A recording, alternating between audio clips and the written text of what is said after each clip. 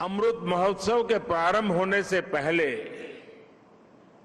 आज देश की राजधानी में अमृत वर्षा भी हुई और वरुण देव ने आशीर्वाद भी दिया। ये हम सभी का सौभाग्य है कि हम आजाद भारत के इस ऐतिहासिक कालखंड के साक्षी बन रहे हैं। आज दांडी यात्रा की वर्षगांठ पर हम बापू की इस कर्मस्थली पर इतिहास बनते भी देख रहे हैं और इतिहास का हिस्सा भी बन रहे हैं। आज आजादी के अमृत महोत्सव का प्रारंभ हो रहा है, पहला दिन है। अमृत महोत्सव 15 अगस्त 2022 से 75 सप्ताह पूर्व आज प्रारंभ हुआ है और 15 अगस्त 2023 तक चलेगा। हमारी यहां मान्यता है कि जब कभी ऐसा अवसर आता है तब सारे तीर्थों का एक साथ संगम हो जाता है। आज एक राष्ट्र के रूप में भारत के लिए भी ऐसा ही पवित्र अवसर है। आज हमारे स्वाधीनता संग्राम के कितने ही पुण्य तीर्थ, कितने ही पवित्र केंद्र साबरमती आश्रम से जुड़े रहे हैं। स्वाधीनता संग्राम की पराकाष्ठा को प्रणाम करने वाली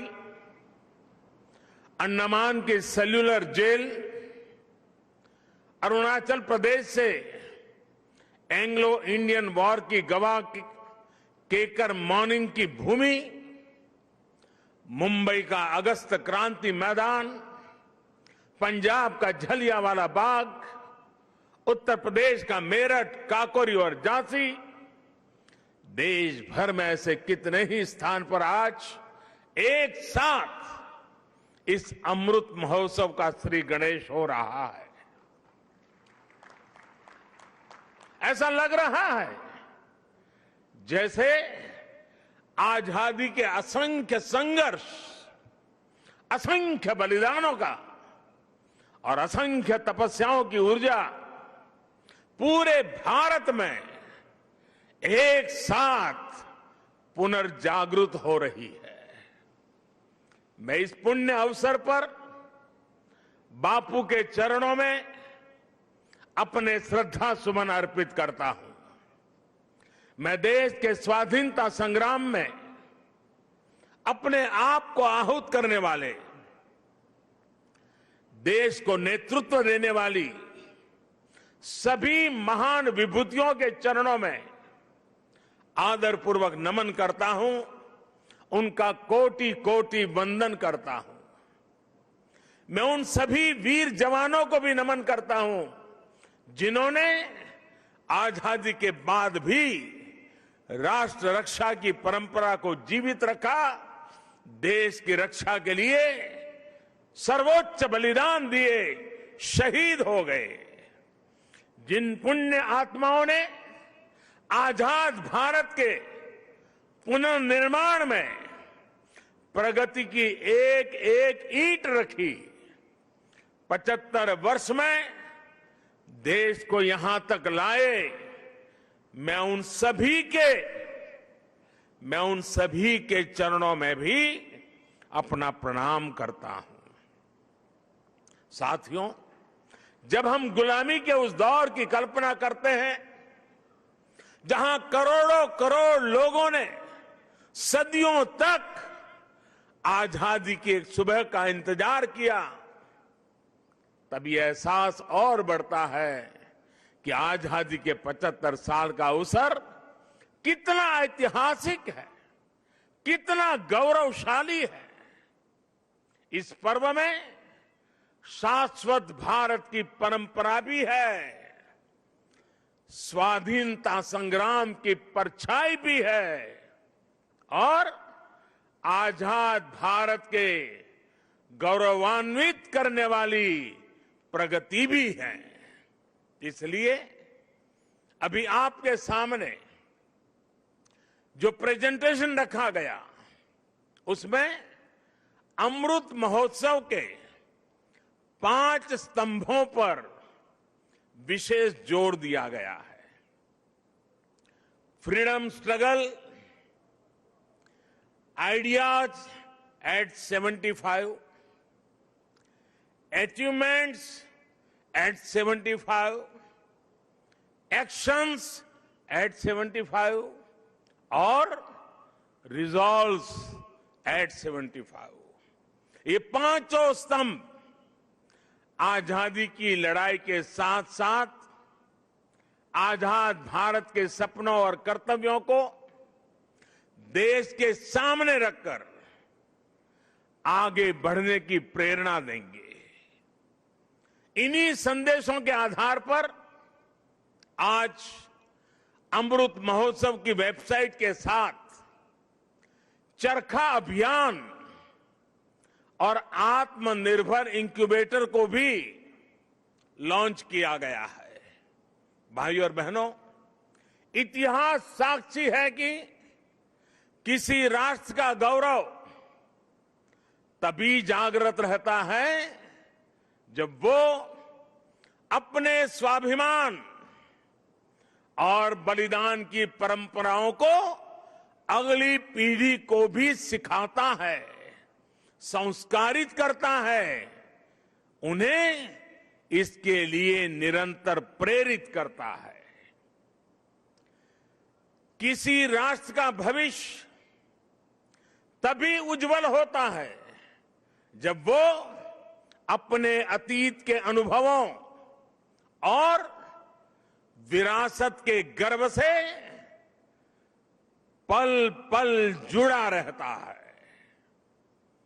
फिर भारत के पास तो गर्व करने के लिए अथाह भंडार है, समृद्ध इतिहास है, चेतनामय सांस्कृतिक विरासत है। इसलिए आजादी के 75 साल का ये अवसर एक अमृत की तरह वर्तमान पीढ़ी को प्राप्त होगा। एक ऐसा अमृत जो हमें प्रतिपल देश के लिए जीने, देश के लिए कुछ करने के लिए प्रेरित करेगा। साथियों, हमारे यहां वेदों में एक वाक्य है, मृत्यो मृक्षीय मामृताम, अर्थात हम दुख, कष्ट, क्लेश और विनाश से निकलकर अमृत की तरफ बढ़ें, अमरता की ओर बढ़ें। यही संकल्प आजादी के इस अमृत महोत्सव का भी है। आजादी का अमृत महोत्सव यानी आजादी की ऊर्जा का अमृत। आजादी का अमृत महोत्सव यानी स्वाधीनता सेनानियों से प्रेरणाओं का अमृत। आजादी का अमृत महोत्सव यानी नए विचारों का अमृत, नए संकल्पों का अमृत। आजादी का अमृत महोत्सव यानी आत्मनिर्भरता का अमृत। और इसलिए ये महोत्सव राष्ट्र के जागरण का महोत्सव है। ये महोत्सव सुराज्य के सपने को पूरा करने का महोत्सव है। ये महोत्सव वैश्विक शांति का, विकास का महोत्सव है। साथियों, अमृत महोत्सव का शुभारंभ दांडी यात्रा के दिन हो रहा है। उस ऐतिहासिक क्षण को पुनर्जीवित करने के लिए एक यात्रा भी अभी शुरू होने जा रही है। यह अद्भुत संयोग है कि दांडी यात्रा का प्रभाव और संदेश भी वैसा ही है जो आज देश अमृत महोत्सव के माध्यम से लेकर आगे बढ़ रहा है। गांधी जी की इस एक यात्रा ने आजादी के संघर्ष को एक नई प्रेरणा के साथ जन जन से जोड़ दिया था। इस एक यात्रा ने अपनी आजादी को लेकर भारत के नजरिए को पूरी दुनिया तक पहुंचा दिया था। ऐसा ऐतिहासिक और ऐसा इसलिए क्योंकि बापू की दांडी यात्रा में आजादी के आग्रह के साथ साथ भारत के स्वभाव और भारत के संस्कारों का भी समावेश था। हमारे यहां नमक को कभी उसकी कीमत से नहीं आंका गया। हमारे यहां नमक का मतलब है ईमानदारी। हमारे यहां नमक का मतलब है विश्वास। हमारे यहां नमक का मतलब है वफादारी। हम आज भी कहते हैं कि हमने देश का नमक खाया है। ऐसा इसलिए नहीं क्योंकि नमक कोई बहुत कीमती चीज है। ऐसा इसलिए क्योंकि नमक हमारे यहां श्रम और समानता का प्रतीक है। उस दौर में नमक भारत की आत्मनिर्भरता का एक प्रतीक था। अंग्रेजों ने भारत के मूल्यों के साथ साथ इस आत्मनिर्भरता पर भी चोट की। भारत के लोगों को इंग्लैंड से आने वाले नमक पर निर्भर हो जाना पड़े। गांधी जी ने देश के उस पुराने दर्द को समझा, जन जन से जुड़ी उस नब्ज को पकड़ा और देखते ही देखते ये आंदोलन हर एक भारतीय का आंदोलन बन गया, हर एक भारतीय का संकल्प बन गया। साथियों, इसी तरह आजादी की लड़ाई में अलग अलग संग्रामों, अलग अलग घटनाओं की भी अपनी प्रेरणाएं हैं, अपने संदेश हैं, जिन्हें आज का भारत आत्मसात कर आगे बढ़ सकता है। 1857 का स्वातंत्र संग्राम, महात्मा गांधी का विदेश से लौटना, देश को सत्याग्रह की ताकत फिर याद दिलाना, लोकमान्य तिलक का पूर्ण स्वराज का आह्वान, नेताजी सुभाष चंद्र बोस के नेतृत्व में आजाद हिंद फौज का दिल्ली मार्च, दिल्ली चलो, ये नारा आज भी हिंदुस्तान भूल नहीं सकता है। 1942 का अविस्मरणीय आंदोलन, अंग्रेजों भारत छोड़ो का वो उद्घोष, ऐसे कितने ही अनगिनत पड़ाव जिनसे हम प्रेरणा लेते हैं, ऊर्जा लेते हैं। ऐसे कितने ही हुतात्मा सेनानी हैं जिनके प्रति देश हर रोज अपनी कृतज्ञता व्यक्त करता है। 1857 की क्रांति के मंगल पांडे, तात्या टोपे जैसे वीर हों, अंग्रेजों की फौज के सामने निर्भीक गर्जना करने वाली रानी लक्ष्मीबाई हो, कित्तूर की रानी चेन्नम्मा हो, रानी गाइडिनल्यू हो, चंद्रशेखर आजाद, रामप्रसाद बिस्मिल, भगत सिंह, सुखदेव, राजगुरु, अत्फाउल्लाह खां, गुरु राम सिंह, टिटू जी, पोल रामास्वामी जैसे वीर हो, या फिर पंडित नेहरू, सरदार पटेल, बाबा साहब आंबेडकर, सुभाष चंद्र बोस, मौलाना आजाद, खान अब्दुल गफार खान, वीर सावरकर जैसे अनगिनत जननायक, ये सभी महान व्यक्तित्व आजादी के आंदोलन के पथदर्शक रहे हैं। आज इन्हीं के सपनों को भारत बनाने के लिए, उनके सपनों का भारत बनाने के लिए हम सामूहिक संकल्प ले रहे हैं, इनसे प्रेरणा ले रहे हैं। साथियों, हमारे स्वाधीनता संग्राम में ऐसे भी कितने आंदोलन हैं, कितने ही संघर्ष हैं जो देश के सामने उस रूप में नहीं आए जैसे आने चाहिए थे। ये एक एक संग्राम, संघर्ष अपने आप में भारत की असत्य के खिलाफ सत्य की सशक्त घोषणाएं हैं।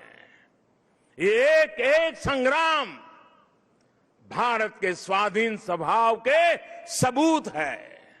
ये संग्राम इस बात का भी साक्षात प्रमाण है कि अन्याय, शोषण और हिंसा के खिलाफ भारत की जो चेतना राम के युग में थी, महाभारत के कुरुक्षेत्र में थी, हल्दी घाटी की रणभूमि में थी, शिवाजी के उद्घोष में थी, वही शाश्वत चेतना, वही अदम्य शौर्य भारत के हर क्षेत्र, हर वर्ग और हर समाज ने आजादी की लड़ाई में अपने भीतर प्रज्वलित करके रखा था।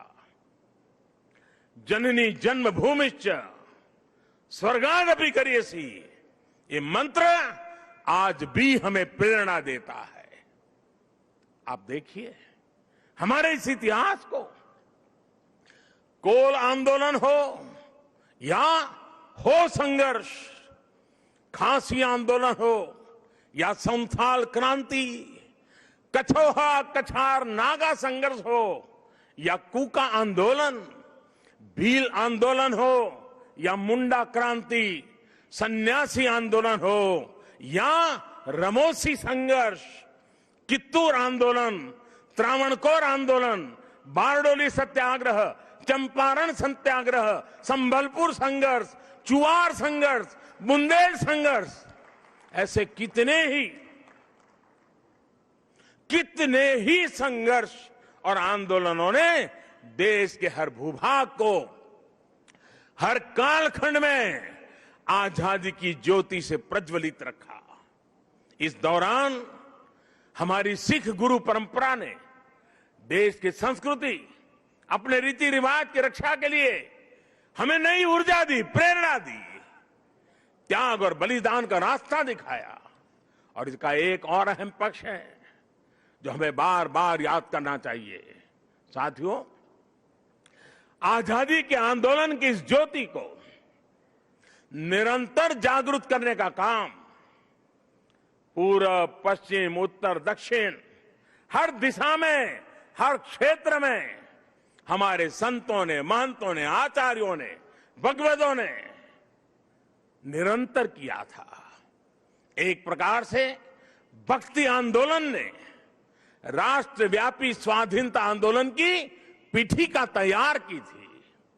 पूर्व में चैतन्य महाप्रभु, रामकृष्ण परमहंस, श्रीमद शंकर देव जैसे संतों के विचारों ने समाज को दिशा दी, अपने लक्ष्य पर केंद्रित रखा। पश्चिम में मीराबाई, एकनाथ, तुकाराम, रामदास, नरसिंह मेहता हुए। उत्तर में संत रामानंद, कबीरदास, गोस्वामी तुलसीदास, सूरदास, गुरु नानक देव, संत रैदास। दक्षिण में माधवाचार्य, निम्बाकारचार्य, वल्लभाचार्य, रामानुजाचार्य हुए। भक्ति काल के इसी खंड में मलिक मोहम्मद जायसी, रसखान, सूरदास, केशवदास, विद्यापति जैसे महानुभावों ने अपनी रचनाओं से समाज को अपनी कमियां सुधारने के लिए प्रेरित किया।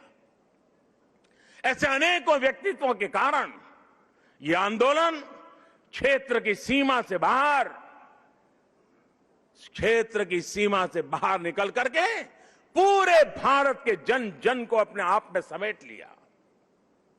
आजादी के असंख्य आंदोलनों में ऐसे कितने ही सेनानी, संत आत्माएं, ऐसे अनेक वीर बलिदानी हैं जिनकी एक एक गाथा अपने आप में इतिहास का एक एक स्वर्णिम अध्याय है।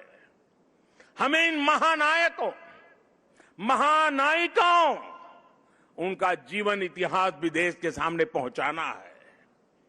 इन लोगों की जीवन गाथाएं, उनके जीवन का संघर्ष, हमारे स्वतंत्रता आंदोलन के उतार चढ़ाव, कभी सफलता, कभी असफलता, हमारी आज की पीढ़ी को जीवन का हर पाठ सिखाएगी। एकजुटता क्या होती है, लक्ष्य को पाने की जिद क्या होती है, जीवन का हर रंग वो और बेहतर तरीके से समझेंगे। भाई और बहनों, आपको याद होगा इसी भूमि के वीर सपूत श्यामजी कृष्ण वर्मा अंग्रेजों की धरती पर रहकर उनकी नाक के नीचे जीवन की आखिरी सांस तक आजादी के लिए संघर्ष करते रहे, लेकिन उनकी अस्थियां 7 दशकों तक इंतजार करती रही कि कब उन्हें भारत माता की गोद नसीब होगी। आखिरकार 2003 में विदेश से श्यामजी कृष्ण वर्मा की अस्थियां मैं अपने कंधे पर उठा करके ले आया था। ऐसे कितने ही सेनानी हैं, देश पर अपना सब कुछ समर्पित कर देने वाले लोग हैं। देश के कोने कोने से कितने ही दलित, आदिवासी, महिलाएं और युवा हैं जिन्होंने असंख्य तप और त्याग किए। याद करिए तमिलनाडु के 32 वर्षीय नौजवान कोडिकात कुमरन, उनको याद कीजिए। अंग्रेजों ने उस नौजवान को सिर में गोली मार दी, लेकिन उन्होंने मरते हुए भी देश के झंडे को जमीन में नहीं गिरने दिया। तमिलनाडु में उनके नाम से ही कोडिकात शब्द जुड़ गया, जिसका अर्थ है झंडे को बचाने वाला। तमिलनाडु की ही वेलु नाचियार वो पहली महारानी थी जिन्होंने अंग्रेजी हुकूमत के खिलाफ लड़ाई लड़ी थी। इसी तरह हमारे देश के आदिवासी समाज ने अपनी वीरता और पराक्रम से लगातार विदेशी हुकूमत को घुटनों पर लाने का काम किया। झारखंड में भगवान बिरसा मुंडा, उन्होंने अंग्रेजों को चुनौती दी थी। तो मुर्मू भाइयों ने संथाल आंदोलन का नेतृत्व किया था। ओडिशा के चक्रा बिसोई ने लड़ाई छेड़ी तो लक्ष्मण नायक ने गांधीवादी तरीकों से चेतना फैलाई। आंध्र प्रदेश में मन्यम बिरुडी यानी जंगलों के हीरो अल्लूरी सीराराम राजू ने रंपा आंदोलन का बिगुल फूंका था। पासल था खुंगचेरा ने मिजोरम की पहाड़ियों में अंग्रेजों से लोहा लिया था।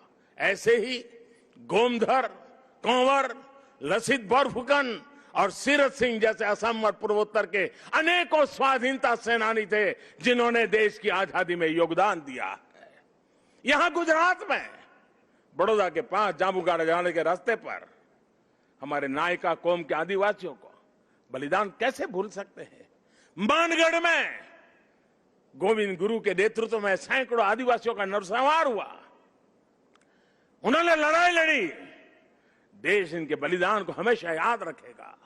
साथियों, मां भारती के ऐसे ही वीर सपूतों का इतिहास देश के कोने कोने में, गांव गांव में है। देश इतिहास के इस गौरव को सहेजने के लिए पिछले 6 सालों से सजग प्रयास कर रहा है। हर राज्य, हर क्षेत्र में इस दिशा में प्रयास किया जा रहा है।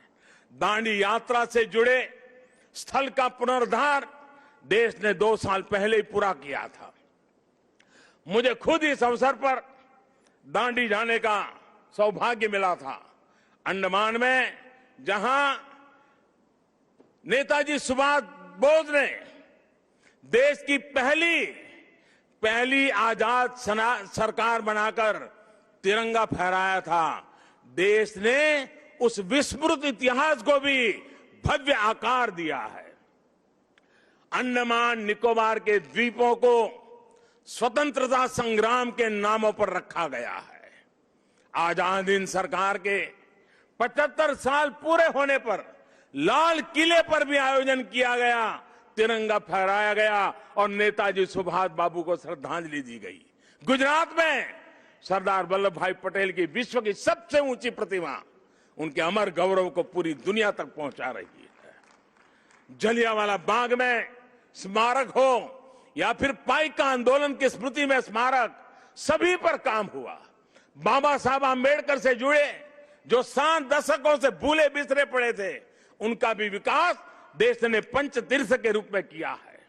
इन सबके साथ ही देश ने आदिवासी स्वाधीनता सेनानियों के इतिहास को देश तक पहुंचाने के लिए, आने वाली पीढ़ियों के लिए पहुंचाने के लिए हमारे आदिवासियों के संघर्ष की कथाओं को जोड़ता हुआ देश में म्यूजियम बनाने का एक प्रयास शुरू किया है। साथियों, आजादी के आंदोलन के इतिहास की तरह ही आजादी के बाद के 75 वर्ष की यात्रा सामान्य भारतीयों के परिश्रम, इनोवेशन, उद्यमशीलता का प्रतिबिंब है। हम भारतीय चाहे देश में रहे हो या फिर विदेशों में, हमने अपनी मेहनत से खुद को साबित किया है। हमें गर्व है हमारे संविधान पर, हमें गर्व है हमारी लोकतांत्रिक परंपराओं पर। लोकतंत्र की जननी भारत आज भी लोकतंत्र को मजबूती देते हुए आगे बढ़ रहा है। ज्ञान विज्ञान से समृद्ध भारत आज मंगल से लेकर चंद्रमा तक अपनी छाप छोड़ रहा है। आज भारत की सेना का सामर्थ्य अपार है, तो आर्थिक रूप से भी हम तेजी से आगे बढ़ रहे हैं। आज भारत का स्टार्टअप इकोसिस्टम दुनिया में आकर्षण का केंद्र बना है, चर्चा का विषय है। आज दुनिया के हर मंच पर भारत की क्षमता और भारत की प्रतिभा की गूंज है। आज भारत अभाव के अंधकार से बाहर निकलकर 130 करोड़ से अधिक आकांक्षाओं की पूर्ति के लिए आगे बढ़ रहा है। साथियों, ये भी हम सभी का सौभाग्य है। आजाद भारत के 75 साल और नेताजी सुभाष चंद्र बोस की जन्म जयंती के 125 वर्ष हम साथ साथ मना रहे हैं। ये संग्राम सिर्फ तिथियों का ही नहीं, बल्कि अतीत और भविष्य के भारत के विजन का भी अद्भुत मेल है। नेताजी सुभाष चंद्र बोस ने कहा था कि भारत की आजादी की लड़ाई सिर्फ ब्रिटिश साम्राज्यवाद के विरुद्ध नहीं है, बल्कि वैश्विक साम्राज्यवाद के विरुद्ध है। नेताजी ने भारत की आजादी को पूरी मानवता के लिए जरूरी बताया था। समय के साथ नेताजी की ये बात सही सिद्ध हुई। भारत आजाद हुआ तो दुनिया में दूसरे देशों में भी स्वतंत्रता की आवाजें बुलंद हुई और बहुत ही कम समय में साम्राज्यवाद का दायरा सिमट गया। और साथियों, आज भी भारत की उपलब्धियां आज सिर्फ हमारी अपनी नहीं है, बल्कि ये पूरी दुनिया को रोशनी दिखाने वाली है, पूरी मानवता को उम्मीद जगाने वाली है। भारत की आत्मनिर्भरता से ओतप्रोत हमारी विकास यात्रा पूरी दुनिया की विकास यात्रा को गति देने वाली है। कोरोना काल में ये हमारे सामने प्रत्यक्ष सिद्ध भी हो रहा है। मानवता को महामारी के संकट से बाहर निकालने में, वैक्सीन निर्माण में भारत की आत्मनिर्भरता का आज पूरी दुनिया को लाभ मिल रहा है। आज भारत के पास वैक्सीन का सामर्थ्य है, तो वसुधैव कुटुंबकम के भाव से हम सबके दुख दूर करने में काम आ रहे हैं। हमने दुख किसी को नहीं दिया, लेकिन दूसरों का दुख कम करने में खुद को खपा रहे हैं। यही भारत का आदर्श है, यही भारत का शाश्वत दर्शन है, यही आत्मनिर्भर भारत का भी तत्व ज्ञान है। आज दुनिया के देश भारत का धन्यवाद कर रहे हैं, भारत में भरोसा कर रहे हैं। यही नए भारत के सूर्योदय की पहली छटा है, यही हमारे भव्य भविष्य की पहली आभा है। साथियों, गीता में